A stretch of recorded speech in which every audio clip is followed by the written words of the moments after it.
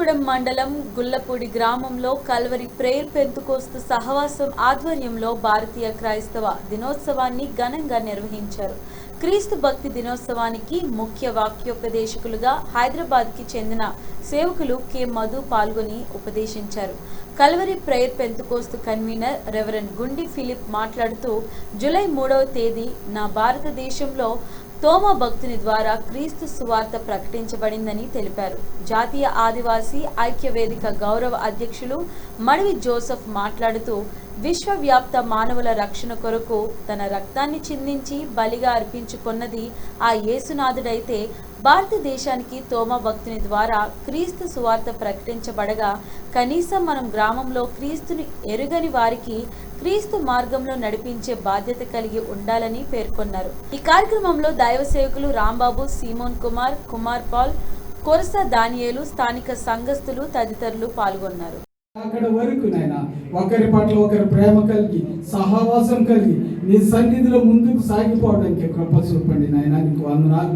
వచ్చిన దైవదాసులు మమ్మల్ని ప్రియమైన మన భారతదేశంలో ఉంచబడిన క్రైస్తవ జనాంగానికి అలాగే మరి అన్య జనాంగానికి కూడా నేను తెలియపరిచేది ఏమిటంటే, మరి యేసు ప్రభుని యొక్క శిష్యులలో ఒక శిష్యుడుగా తోమా గారు మరి మన భారతదేశంలోనికి కేరళ ప్రాంతానికి వచ్చి అద్భుతమైన సువార్త చేసి తాను యేసుక్రీస్తు లోకరక్షకుడని ప్రపంచానికి తెలిసేట్టుగా అక్కడ వారు సువార్త చేశారు.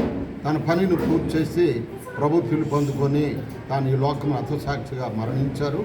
అయితే ఈ రోజున దాన్నే మేము ఉద్దేశించి మరి అది మర్చిపోకుండా ఈ క్రైస్తవత్వాన్ని బ్రతికిస్తూ ఇంకా అనేక గ్రామాలకి సువార్తను అందించాలని మేము ఆ నమ్మకంతోనే ఈరోజు ఈ కల్వరి యొక్క పెంతుకోస్తు యొక్క సహవాసం తరపున మేమందరం కలిసి ఈ యొక్క శుభదినాన్ని మనందరికీ తెలియపరుస్తున్నాం.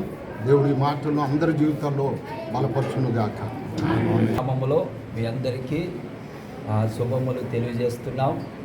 ఈరోజు ఈ కార్యక్రమం జరగడానికి గల కారణము ఏమిటి అంటే, తోమా గారు భారతదేశానికి వచ్చి మరి సువార్తను ప్రకటించి ఆయన మంచి కొన్ని కార్యక్రమాలు చేశారు.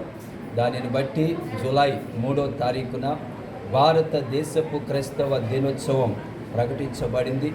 ఆ సందర్భముగా దేవుడు చేసిన మేలును బట్టి దేశంలో ఉన్న వారందరూ మంచిగా ఉండాలి, క్షేమంగా ఉండాలి అనే ఉద్దేశముతో మా సంఘము అలాగనే మరి దైవజనురాలందరూ కలిసి ప్రార్థన చేయడం జరిగింది.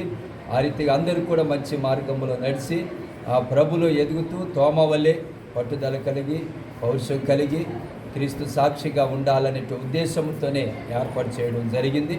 ఆ రీతిగా మీరందరూ కూడా ఉండాలనే ఉద్దేశంతో మనం చేస్తున్నాం.